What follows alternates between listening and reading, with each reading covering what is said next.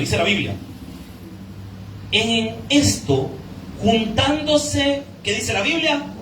Por millares la multitud, tanto que unos a otros se atropellaban. Comenzó a decir a sus discípulos primeramente: guardaos de la levadura de los fariseos, que es la hipocresía. Padre que estás en los cielos, háblanos al corazón, háblanos a nuestra vida, a nuestras necesidades y a nuestras debilidades. Sé tú el que dirija este mensaje, Señor. Permíteme, Padre, exponer las verdades bíblicas con el denuedo del Espíritu Santo. Señor, gracias, Dios, por este privilegio, Señor. No merezco esto, Padre, pero tú eres un Dios de misericordia.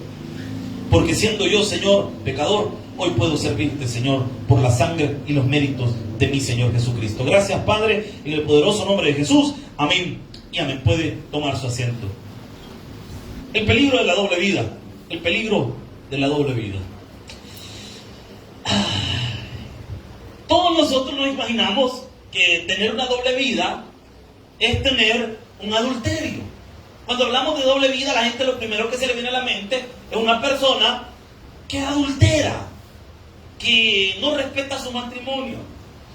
Cuando hablamos de doble vida, la gente se imagina que es una persona que el domingo va a la iglesia y el viernes estuvo ebrio, polo, pues para que me entiendan, pues salvadoreño.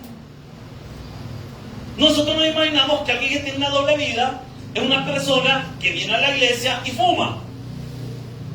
Ese hermano tiene una doble vida. O nos imaginamos que el que tiene una doble vida es una persona que dice malas palabras ocultamente y se sigue congregando. Pues quiero decirle que eso es una falacia. Porque todo esto que le acabo de decir, si una persona ha cometido estos pecados pero continúa en la iglesia y está buscando cambiar, quiero decirle que esa persona no tiene una doble vida. Esa persona está luchando contra un pecado. ¿Qué es entonces tener una doble vida? La doble vida radica en una palabra que Jesús menciona en este texto, y es hipocresía. La doble vida es la que los fariseos estaban teniendo porque se pretendían superiores que las otras personas, se creían superiores a los demás, señalaban los pecados de otros, pero ellos no querían cambiar jamás. ¿Qué es tener una doble vida entonces? Veamos qué dice Jesús. Primero, vean lo que dice el versículo 1.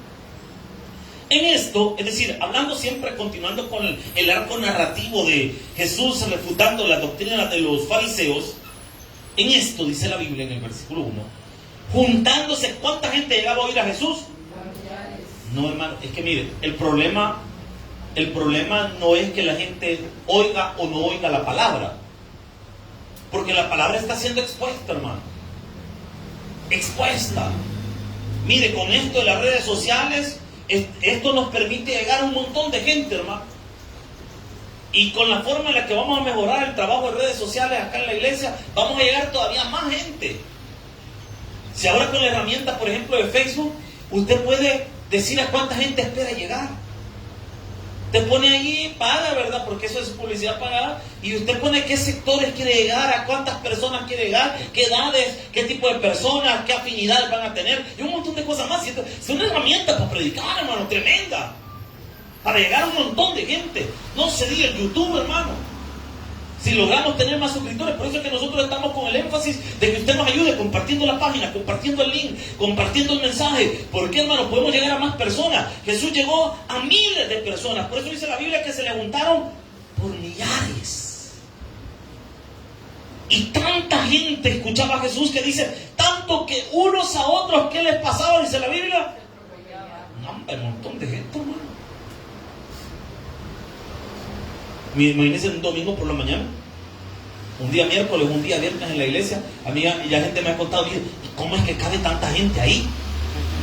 Pues no sé, hermano, nosotros lo que sé que ahí vamos metiendo. Y cuando salimos, como que está aquel carrito de payaso, te va saliendo el montón, hermano, ahí vamos saliendo. O sea, la gente, el problema no es que las personas escuchen la palabra. La gente, por naturaleza, diferentes factores los van a llevar a ellos a escuchar la palabra. Mire, algunos venimos a la iglesia por aflicción. ¿Amén o no amén, hermano? Sí, hermano, una gran aflicción nos tiene aquí. Y gloria a Dios por esa aflicción. Porque si no fuera así, no estuviéramos aquí, hermano. Estuviéramos vagando. Pero mire, ese problema económico, qué herramienta en las manos de Dios para doblegarnos, hermano. Y aquí estamos con todo y agüite, pero aquí estamos, hermano. A otros nos trae una enfermedad, una dificultad. A otros un problema familiar. Y a otros un deseo de escuchar palabra. Pero de alguna manera todos estamos aquí con un propósito. ¿Amén o no amén? Es que oiga la gente la palabra no es el problema. Ahora, vea qué más dice la palabra. Comenzando a decir a quiénes va a empezar a instruir Jesús. Esta es la insistencia, hermano, de que nos volvamos discípulos de Jesús. No toda la gente que viene a la iglesia son discípulos de Jesús. Hay gente que le gusta escuchar, pero hay gente que quiere seguir a Jesús. Ese es otro Cristo, hermano. La pregunta es, ¿qué es usted? ¿Un oidor de la palabra o un discípulo de Jesús? ¿Cuál es la diferencia entre el oidor y el discípulo? Es que el discípulo quiere practicar lo que el Señor Jesucristo le está enseñando. Y el oidor, él solo quiere oír. ¿Qué significa eso? Que esa persona solo le gusta escuchar. No sé, me gusta oír. No, si yo aprendo, si es bonito lo que dice el pastor, bonito lo que dicen ahí en la iglesia, bonito lo que predica. Pues sí, pero ¿cuándo lo vamos a practicar? Porque la diferencia entre ser un oidor y un discípulo es que el discípulo va a practicar lo que el Señor le ha enseñado. Amén. Ahora, vea que enseña el Señor. Guardaos de la levadura de los fariseos. ¿Por qué dice guardaos de la levadura de los fariseos? ¿Qué es la levadura de los fariseos? Primero, en la Biblia vamos a tener algo que es la ley de la primera mención. ¿Qué es la ley de la primera mención? Es una herramienta para comprender el significado de algo. Usualmente en la Biblia, la primera vez que se explique algo, ese mismo significado va a tener a lo largo de toda la Biblia. Amén. Entonces la primera mención es cuando de repente el autor bíblico o la persona inspirada por el Espíritu Santo va a explicar algo y la forma en la que esa persona lo explique, ese mismo significado va a tener a lo largo de toda la Biblia. ¿Qué significa entonces la levadura? Cuando vamos al libro de Éxodo, vamos a encontrar que en la fiesta de la Pascua, Dios le pidió a Israel ciertos simbolismos en la cena de Pascua. Dentro de esos simbolismos encontramos algo que se llama los panes sin ¿qué? Y en la explicación que se da en Éxodo, por qué el pan no debe llevar levadura, es porque la levadura representa el pecado, la maldad. Entonces cuando dice la levadura de los fariseos, está diciendo el pecado de los fariseos. Miren, para entonarnos, en nuestro lenguaje tenemos palabras que las decimos de una forma pero significan otras. Por ejemplo, si nosotros estamos en una conversación y le decimos a alguien, qué calor mayuca ha estado haciendo, hermano, ¿qué le estamos diciendo? Que el calor ha estado complicado. Amén. Pero no le estamos diciendo literalmente que el calor es una yuca.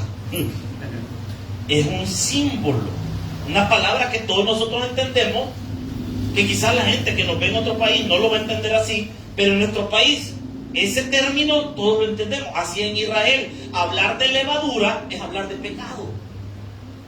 Por eso es que Jesús usa ese término y dice en la palabra del Señor, guardaos de la levadura de los fariseos. ¿Cuál es la levadura de los fariseos?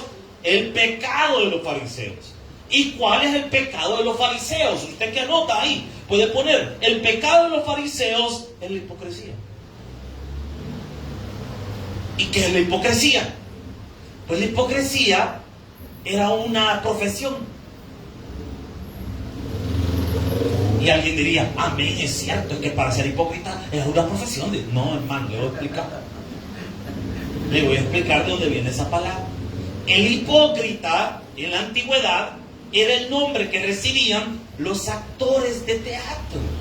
Yo no sé si usted se ha fijado, pero el símbolo del teatro es una máscara sonriente y una máscara triste. No sé si usted ha observado eso. Cuando se habla de teatro, usualmente se representa un telón rojo una máscara sonriendo y una máscara triste. Porque en la antigüedad, cuando los artistas o los actores, como le llamamos ahora, antiguamente llamados hipócritas, cuando ellos se subían al escenario, ellos no actuaban con sus gestos como lo hacen los actores modernos. Ellos lo que hacían es que andaban un montón de máscaras en la espalda. Cuando el personaje que estaban representando se ponía a llorar, ellos se ponían la máscara que cubría su rostro, y la máscara tenía la apariencia de que estaba llorando.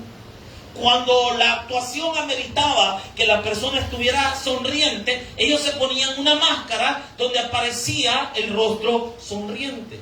Entonces la idea del hipócrita es una persona que siente una cosa, pero manifiesta otra delante de otros. ¿Me estoy dando a entender, iglesia?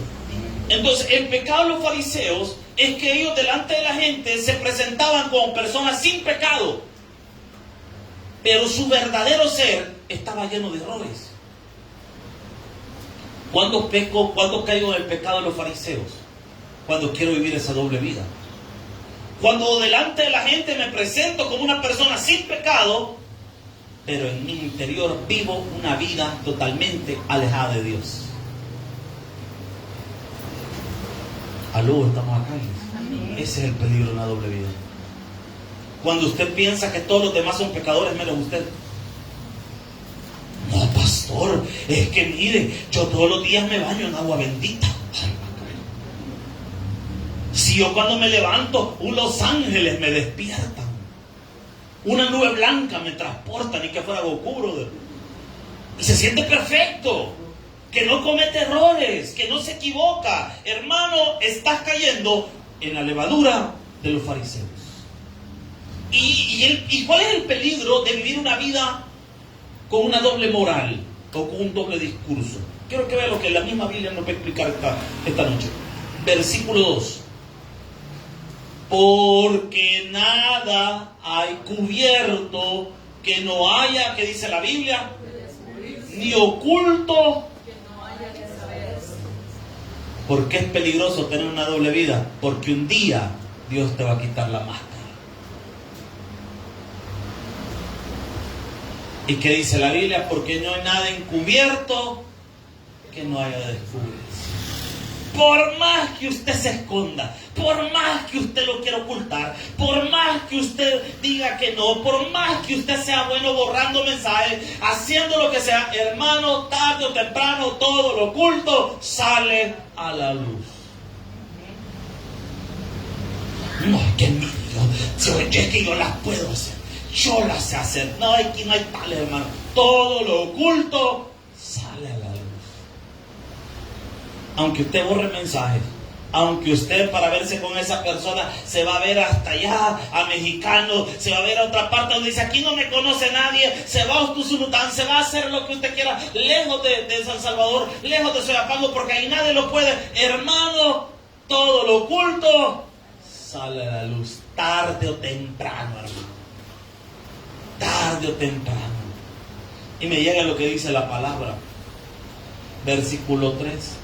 Por tanto, todo lo que habéis dicho en tinieblas, a la luz se oirá. Y lo que habéis hablado en oído en los aposentos, se proclamará ¿a dónde? Y ahora, con la época de las redes sociales, diría también, y se publicará en Facebook, diría. Todo lo oculto. Por eso este es un problema, tener una doble vida. Porque tarde o temprano, la doble vida va a ser expuesta. Y todo lo que hacemos en lo oculto va a ser manifiesto. Yo quiero que esta noche pensemos todos nosotros. Porque todos en alguna etapa de nuestra vida o en algún momento hemos vivido una doble vida. Yo quiero preguntarte esta noche, ¿qué cosas de tu vida estás ocultando? ¿Qué estás ocultando? Porque hasta las palabras, Dios es muy específico y es muy claro y muy transparente con esto. Porque dice, por tanto, todo lo que habéis dicho, estoy hablando de palabras, en las tinieblas, a la luz que dice la Biblia, siempre vas a ver. No, si esto yo lo conté en confianza. Siempre vas a ver. Tarde o temprano. Si usted no me cree, se lo voy a demostrar primero con ejemplos bíblicos. ¿Usted cree que Abraham alguna vez pensó que su pecado con Agar iba a ser publicado? No todos nosotros le sabemos la vida a Abraham, pues ahí está en la Biblia. Cuando Judá, imagínense, yo no sé si han leído el libro de Génesis, pero dice la Biblia que hubo un hombre llamado Judá, hijo de Jacob. Jacob es el mismo Israel. Jacob se llamaba antes que Dios le cambiara el nombre a Israel. Este hombre llamado Judá tenía hijos, pero estos hijos se habían casado con una mujer y siempre le morían los esposos a esta mujer. Al final Judá le dice: ya te voy a dar a mi hijo menor, espérate que crezca, porque así era la tradición en aquel tiempo. Pero mire qué interesante, dice la Biblia que este hombre no le quiso entregar su hijo. No voy a hacer, digo que esta también tiene mala suerte esta mujer, pájaro en maragüero, digo, mejor no. Y esta mujer hizo como conocía el pecado de Judá. ¿Cuál era el pecado de Judá? Le gustaban las prostitutas. Y ella se disfraza como una prostituta y se acuesta con su suegro. Y qué tremendo, hermano. Si es enredo, no, pues, hermano, que usted para qué anda viendo novelas, vean la Biblia, hermano. Si ahí están buenos chambres, hermano. ¿Usted cree que alguna vez Judá se imaginó que su pecado iba a estar publicado? ¿Quién no conoce la historia de Judá? ¿Usted cree que cuando David pecó con Betsabé, alguna vez se le ocurrió que iba a estar escrito en la Biblia? ¿Y quién no conoce el pecado de David con Betsabé? Dígame si no se cumple este versículo. Le estoy dando ejemplo de la Biblia. ¿Quiere que le dé ejemplos de la vida cotidiana? ¿Usted cree que todos los políticos que alguna vez sustrajeron de las arcas del Estado, alguna vez pensaron que iba a aparecer en primera plana su nombre publicado con la cantidad de dinero que se robó? ¿Se imagina lo vergonzoso para ellos? Sus familias.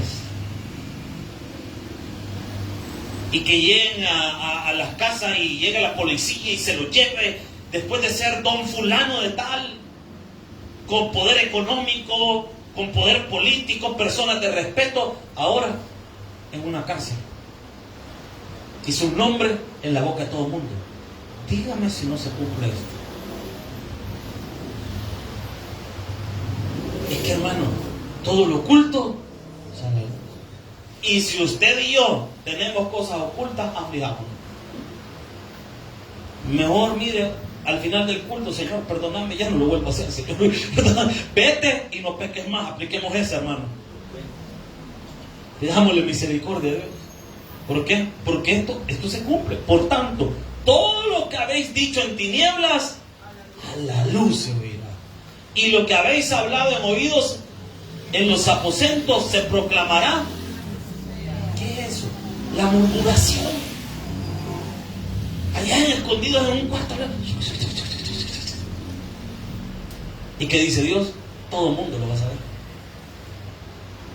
Entonces el primer riesgo de vivir una doble vida es que tarde o temprano nos van a desenmascarar en público.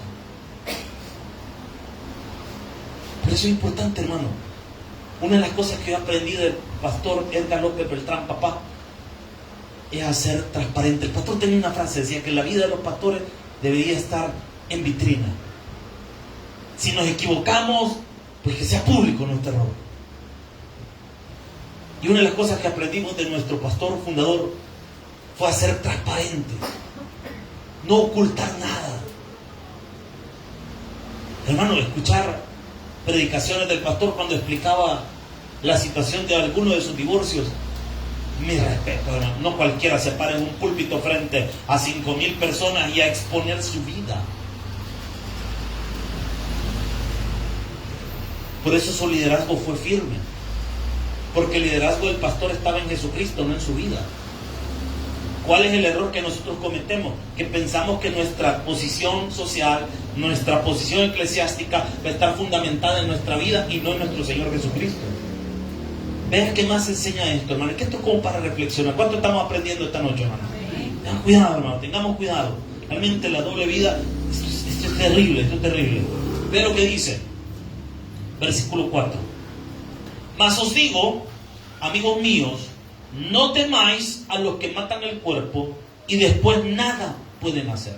El segundo problema de una doble vida es que las personas que tienen una doble vida le tienen más miedo a la gente que a Dios. Por eso es que ocultan las cosas. Ay, ¿qué va a decir la gente? Hermano, le voy a decir algo. ¿Qué nos importa lo que va a decir la gente? Que nos importe lo que Dios piensa de nosotros, hermano. Pero la gente siempre piensa, ay, ¿qué va a decir el prójimo? ¿Qué va a decir mi vecina? ¿Qué va a decir el pastor? ¿Qué va a decir Dios, hermano? Porque a veces le tenemos más miedo a la gente, a nuestros vecinos, a las personas que tenemos a nuestro alrededor, que al mismo Dios. Y eso es lo que Jesús está reclamando acá. Por eso digo, más os digo, amigos míos, no temáis de los que matan el cuerpo, es decir, de los que dañan el cuerpo. Y después, ¿qué dice la Biblia? Nada más pueden hacer. ¿Qué pueden hacer la gente? Tengo una pregunta, hermano. ¿Y tus vecinos qué pueden decir de ti? ¿Y qué te quita lo que digan tus vecinos? ¿Qué te quita lo que la gente habla de ti? Pero ve lo que a quién realmente debemos temer. Ve el versículo 5.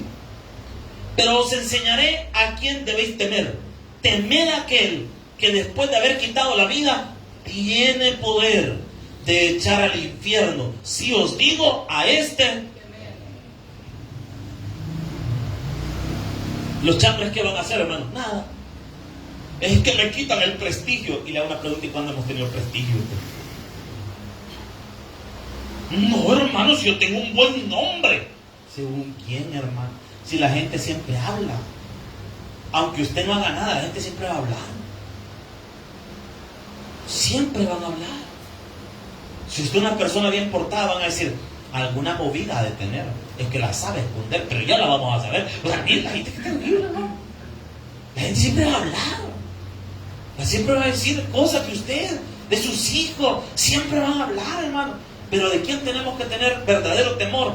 De Dios, hermano. ¿Por qué? Porque Dios tiene poder, hermano. No, hermano, dice que a Él sí hay que tenerle respeto.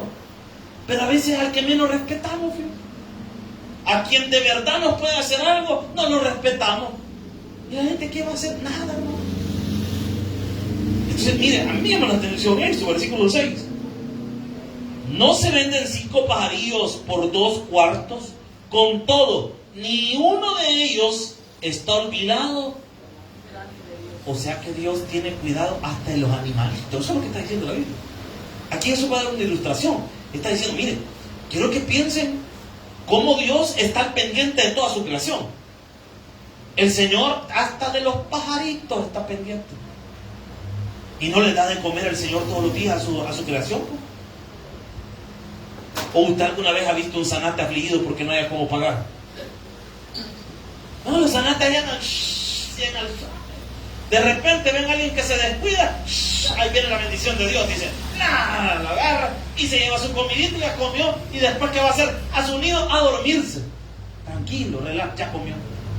Ya su Dios se encargó de darle de comer al zanatillo. Ahora, hermano, ¿cuántos de nosotros no nos damos cuenta de que Dios tiene cuidado de todos? Y vean qué interesante lo que dice la palabra, versículo 7. Pues aún los cabellos de vuestra cabeza, que dice la Biblia, Están todos contados. o sea que Dios sabe. Bueno, le aseguro que ni usted ni yo tenemos ni la menor idea de cuánto pelo tenemos en la cabeza. Bueno, algunos sí, hermano, no les cuesta. Sí, no lo ven. Hay ninguno. Nada. Entonces, está bien. Pero en el caso de la mayoría, ¿tiene usted una idea de cuánto cabello tiene usted? Ni la menor idea. Pero si le preguntamos a Dios, Dios conoce el número exacto. O sea que si Dios está pendiente hasta de ese mínimo detalle del cabello de nuestra cabeza, ¿cómo no va a estar pendiente de nuestras palabras y de nuestras acciones? ¿Cuál es el peligro de la doble vida? Que la persona que vive la doble vida piensa que Dios no lo está viendo. ¿Cuál es el problema del que vive en la doble vida? Que piensa que Dios no le está oyendo. Los famosos pecados del cristiano. Creer que Dios no oye, creer que Dios no ve y creer que Dios no hará nada. Porque nosotros vivimos, hacemos y deshacemos y pensamos de que Dios no nos va a hacer nada. Vaya usted a saber, hermano. Mire qué silencio, los escucho a todos, hermano. Pero ni amén los escucho. ¿No? Señor, perdona a tu pueblo, Señor. Versículo 8. Vean qué más nos enseña la palabra. Estamos aprendiendo, iglesia. Amén. Os digo que todo aquel que me confesare delante de los hombres, también el Hijo del Hombre lo confesará. Yo aquí me quiero detener, porque aquí voy a llegar a la médula de mi mensaje esta noche. El problema del que vive una doble vida es que no ha recibido a Jesús. No, lo que pasa es que cayó de la gracia. Mentira. Si algo nos enseña a nosotros la Escritura, es que una vez usted sea salvo, nunca va a dejar de ser salvo, porque la salvación depende de Dios, no de usted, no de nosotros. Pastor, pero alguien que ande mujeriando, tomando, fumando, viviendo degeneradamente, esa persona es salva. Se lo digo con la misma Biblia. ¿Qué dice la Escritura? ¿Qué dice la Biblia? Por sus frutos. Ahí está la respuesta. ¿Cuál es la pregunta? No es si esa persona es salva o no es salva. La pregunta sería si esa persona ha recibido o no ha recibido a Jesús verdaderamente. Porque si ha recibido a Jesús y se ha equivocado, 7 veces cae el justo y vuelve a levantarse, dice la Escritura. Pero la pregunta del millón es si de verdad Jesús mora en su corazón. El problema de una persona con una doble vida es que quizás no ha recibido a Jesús en su corazón. Y es lo que Jesús va a plantear desde el versículo 8 hasta el versículo 12. Porque aquí hay una palabra interesante en el versículo 8. Acompáñame, por favor. Os digo que todo aquel que me confesare. La palabra en el griego es homologeo. Esa misma palabra es interesante porque es la misma palabra que Pablo va a utilizar en una cita bíblica muy conocida, Romanos 19. Acompáñenme, por favor, usted la conoce. Usted ya sabe este texto. Romanos 19, ese no estaba en el mensaje, por cierto. Ese es agregado de último minuto. Romanos 19. Es que mira, hay textos que de repente a uno el Señor le va aclarando y le pone. Romanos 19, esta cita muy conocida, muy conocida. Ve lo que dice la palabra del Señor. Romanos 19, ¿lo tenemos?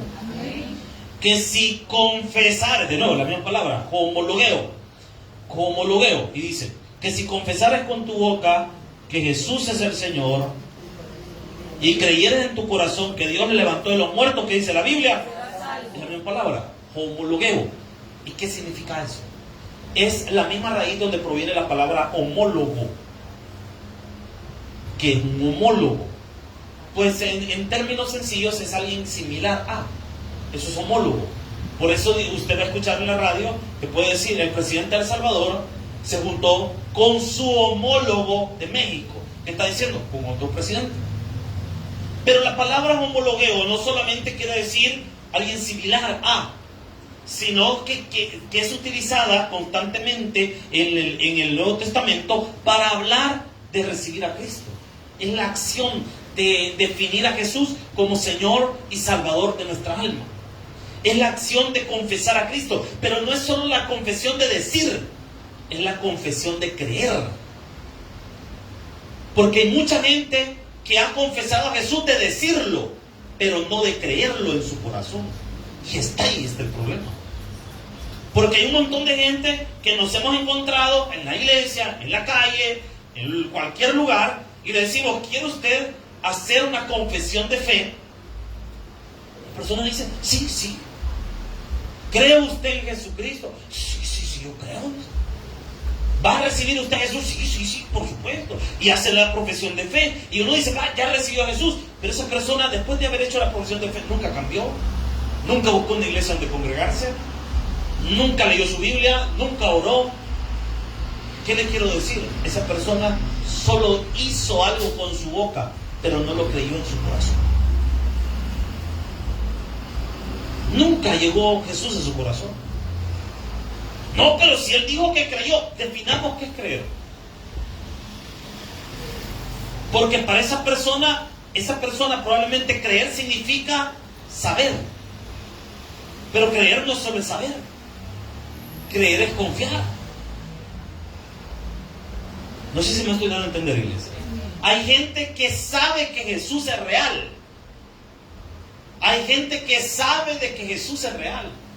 Que hay un hombre en la historia que vivió en la humanidad llamado Jesucristo, que murió en la cruz del Calvario, que resucitó al tercer día. La gente lo sabe, pero no lo cree verdaderamente en su corazón. En El Salvador entero sabe que hubo un personaje en la historia llamado Jesucristo. Pues hasta nuestro país lleva el nombre de Jesús, porque El Salvador, toda la gente en El Salvador sabe que hubo un personaje llamado Jesucristo. Lo ven cada vez que van allá al escalón y van a pasar por aquel redondel, y ahí hay un monumento al Salvador del mundo. La gente sabe que hay un personaje en la historia llamado Jesucristo. ¿Cuál es el problema? Que no lo creen. No le creyeron a Dios. Hermano, ¿cuánta gente cree usted que ha visitado una iglesia en El Salvador? ¿Cuánta gente no ha estado en un culto? ¿Cuánta gente no ha asistido alguna vez a un culto de acción de gracias? O a una boda y ahí se ha predicado en la boda. O en una celebración de 15 años. Que por costumbre, ahora tienen la costumbre de llevar un pastor para que predique y después ponen bolo. Obviamente no con el pastor, esperamos, ¿verdad? Pero eso se ha vuelto lo más común del mundo. Cuando la gente va a poner un emprendimiento, ¿no es cierto? Llevan un pastor, pues. Pastor, por favor, ore por mi negocito. Ay, llegamos. Pero la pregunta de esa persona es si después va a diezmar de lo que produzca el negocio. Ay, Dios. Porque ahora en día la gente quiere la bendición de Dios, pero no quiere servirle a Dios. ¿Cuál es el problema? No le creen a Dios. Y eso es lo que Jesús está mostrando. Por eso dice la palabra. Es que interesante lo que dice la Biblia, hermano. Os digo que todo aquel que me confesare, que me recibe delante de los hombres. Esto es lo importante. Porque recibir a Cristo delante de los hombres también implica, hermano, bautizarse. Porque es un testimonio público de su profesión de fe. Y vean qué interesante esto, hermano. También el Hijo, que dice la Biblia que va a ser el Hijo, lo confesará, lo va a recibir delante de los ángeles de Dios. ¿Qué es eso? Esa es nuestra fe. Ausente en el cuerpo, presente al Señor. Si es que el día que alguno de nosotros parta de esta tierra, yo no sé, hermano, gracias a Dios, acá en la iglesia, casi esos decesos no hemos tenido, hermano.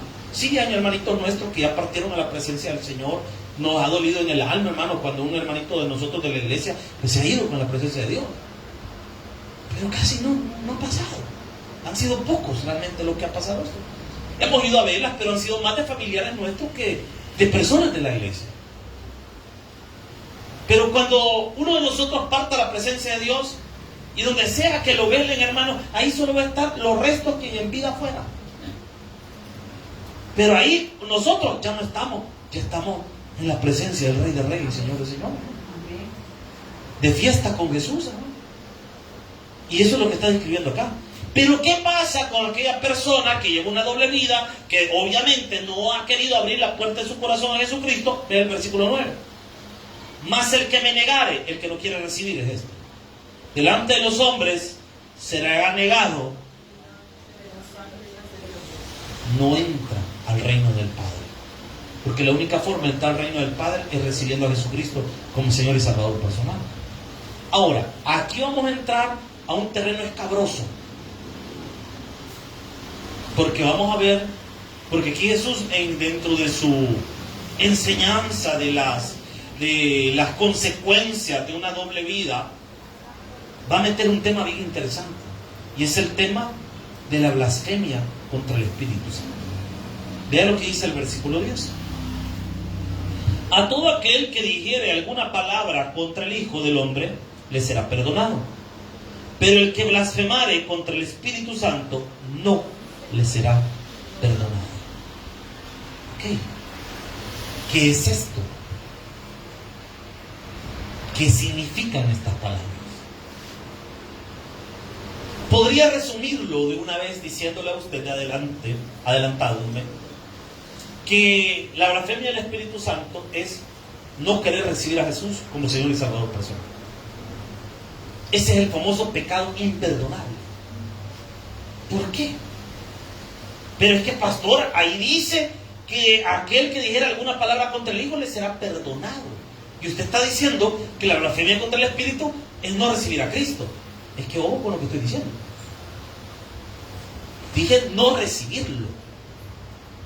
Pero ¿qué está diciendo Jesús? El que dijera alguna palabra contra el Hijo. ¿Cómo así, pastor? Por eso le dije, lo podría resumir solo diciéndole, adelantándome y diciéndole de una vez que la blasfemia contra el Espíritu es no recibir a Cristo. En términos más básicos y directos es eso. Pero ahora la pregunta es, ¿cómo llegamos a esa conclusión? Porque esto es como un ejercicio de matemática. Le pone la ecuación el profesor y él le dice, el resultado va a ser este. Pero lo que el profesor o a lo que a nosotros nos interesa es saber cómo pasamos de aquí a aquí. La ecuación es la blasfemia contra el Espíritu. La respuesta es no recibir a Cristo. La pregunta es cómo llegamos del punto A al punto B. Vámonos a la misma escritura. Vámonos al versículo 10. A todo aquel que dijera alguna palabra contra el Hijo le será perdonado. Pregunto, ¿a quién le dijo esto Jesús? Remontémonos una semana atrás. Se recuerda que vimos un versículo donde decía que un hombre de una secta le había pedido que llegara a comer a su casa. ¿Se recuerda de ese versículo que leí? Fue la semana pasada. ¿De qué secta era este hombre? De los fariseos. Y se recuerda que en esa ocasión en la que Jesús está comiendo con ese fariseo, no solo estaban los fariseos, sino que también estaban los intérpretes de la ley y otras personas practicantes de la fe judía. Jesús no ha cambiado de escenario. Jesús sigue en ese lugar, junto con esos fariseos, con esas personas. Al enterarse la gente de que Jesús estaba en la casa de ese fariseo, se juntaron miles de personas a escuchar lo que Jesús le estaba diciendo a los fariseos.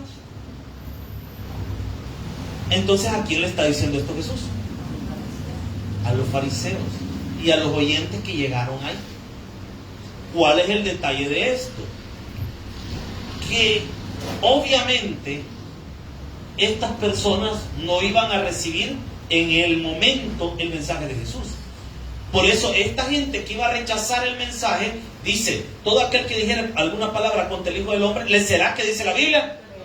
¿Por qué les ha sido perdonado? Porque Jesús iba a morir en la cruz del Calvario. ¿Qué va a ocurrir después de que Jesús muere en la cruz del Calvario? Va a resucitar. Va a andar después de su resurrección 40 días en la tierra, y después de eso, allá en Hechos capítulo 1, Jesús va a ascender a los cielos.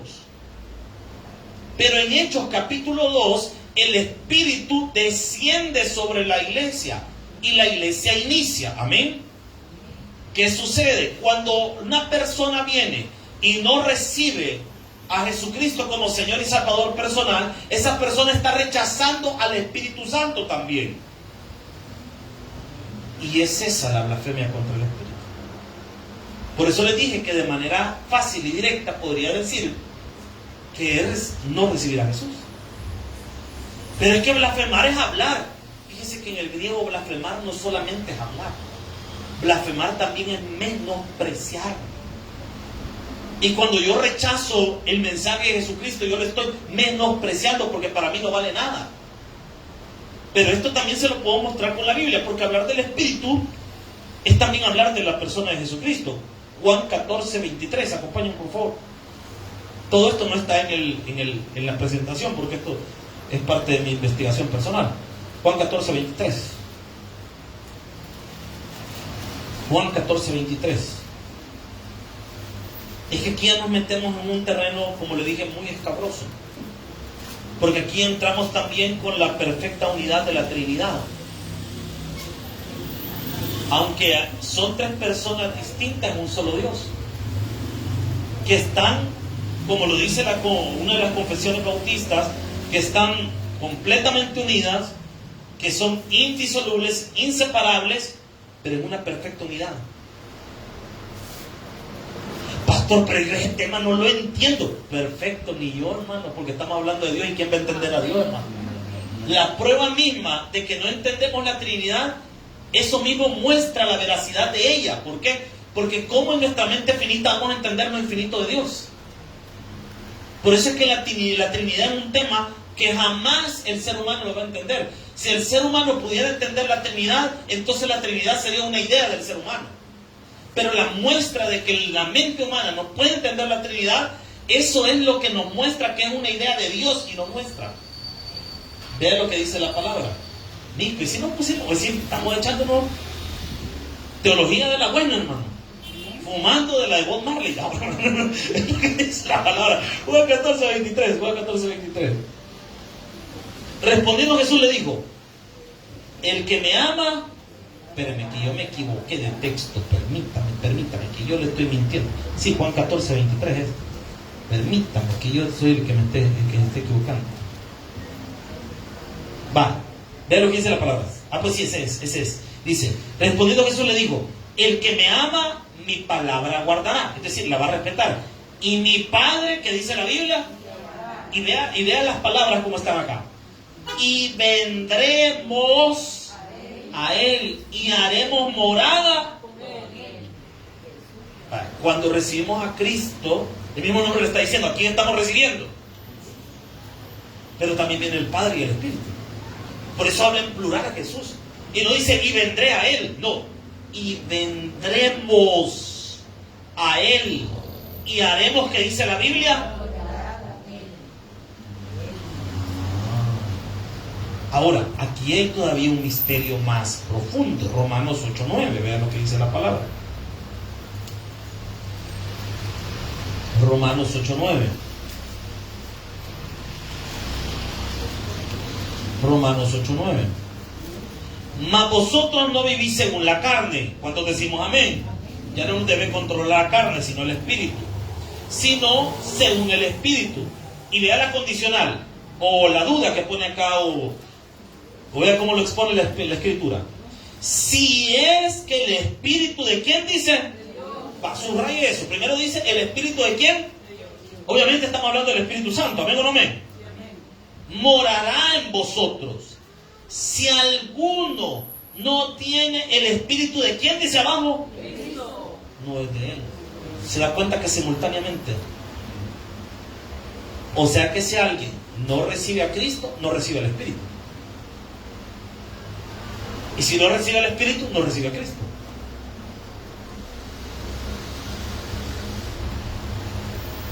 Ahora se da cuenta porque le dije que de manera resumida podía decirle que la blasfemia contra el Espíritu no es otra cosa más que no recibir a Jesús. Amén o no amén. ¿Está claro? Los dejemos confundidos cada en el Día de la Madre, hermano. Es que esto es un tema bien maravilloso, bien precioso. ¿En qué contexto Jesús dice estas palabras? Como recuerden que los evangelios sinópticos, es decir, Mateo, Lucas y Marcos, ellos son de visión conjunta. Una narrativa nos ayuda a entender otra. ¿En qué momento Jesús dice estas palabras y por qué las dice? Claro, nosotros en Lucas entendemos que estaba en la casa de un fariseo y que había llegado millares de personas a escucharlo a él, y él tuvo que obviamente haber salido de la casa y haber hablado con toda esta gente. Pero ¿qué había ocurrido? Eso lo entendemos en Mateo capítulo 12, versículo 31. Evangelio según Mateo capítulo 12, versículo 31. Por tanto os digo, todo pecado y blasfemia será perdonado a los hombres, mas la blasfemia contra el Espíritu no les será perdonada. Pastor, pero no te digo igual. No, hombre, acompáñame al versículo 22. Solo quiero que vea el texto que está arriba del versículo. ¿Qué dice? Blasfemia contra el Espíritu Santo. Le voy a contar porque ya el tiempo ya se me terminó. Si usted lee este capítulo, usted va a encontrar a Jesús expulsando a un demonio. Lo que no nos revela Lucas es que la gente, cuando vio que Jesús expulsó a este demonio, la gente comenzó a hablar. Dentro de sí comenzaron a decir: Jesús hace esa obra por el poder de Belcebú. Belcebú es la transliteración de Baal-Zebú, y Baal-Zebú era el dios cananeo de las moscas, un demonio. Lo que los fariseos estaban diciendo, que Jesús estaba haciendo milagros por el poder de Satanás, pero en realidad Jesús estaba operando por el poder del Espíritu Santo en él. Entonces, cuando estas personas están pensando, hermano, yo quiero que se ponga a pensar algo. Esta gente acaba de ver a Jesús sacar un demonio. Esta gente acaba de escuchar cómo Jesús multiplicó los panes y los peces. Esta gente ha visto cómo Jesús levanta paralíticos. Esta gente ha visto cómo Jesús predica a miles de personas y la gente se arrepiente y buscan cambiar sus vidas. Y después de haber visto todas estas cosas que el Señor estaba haciendo, se les ocurre decir que era por el poder de Satanás. Entonces, ¿qué está pasando? Esta gente definitivamente en su corazón nunca iban a recibir a Cristo. Por eso es que ellos están cometiendo el pecado imperdonable, no recibir a Jesús. Cuando una persona ya no es consciente del pecado, porque la gente cuando habla del pecado imperdonable tiene miedo y dice: ¿y si lo cometo? ¿Y si cometo el pecado imperdonable? Hermano, desde el momento que usted está preocupado que si puede cometer el pecado imperdonable, es señal de que el Espíritu Santo está tocando su corazón, que usted todavía es consciente del pecado, que les gusta la palabra que acaba de decir el hermano. Hay temor de Dios en el corazón de esa persona. Todavía hay temor de Dios. ¿Cuándo una persona ha cometido el pecado imperdonable? Cuando ya esta persona voluntariamente dice: yo voy a vivir mi vida a mi manera y no me importan las consecuencias.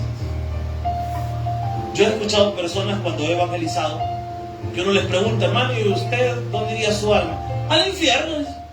Pero con una seguridad, tienen fe de que van a ir al infierno y están en lo correcto, es cierto, van a ir al infierno. Están seguros porque ellos ya rechazaron a Jesús en su vida y no quieren nada con Dios. No están dispuestos a arrepentirse de sus maldades. Es más, no quieren arrepentirse de sus maldades.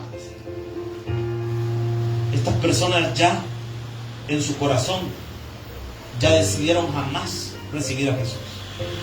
Ellos son los que han cometido el pecado imperdonable. Hermanos,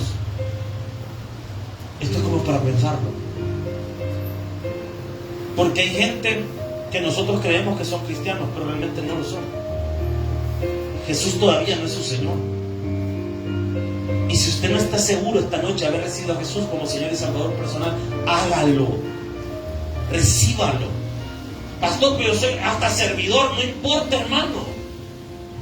Si Jesús no es su Señor, debe recibirlo. No comete el pecado imperdonable en su vida.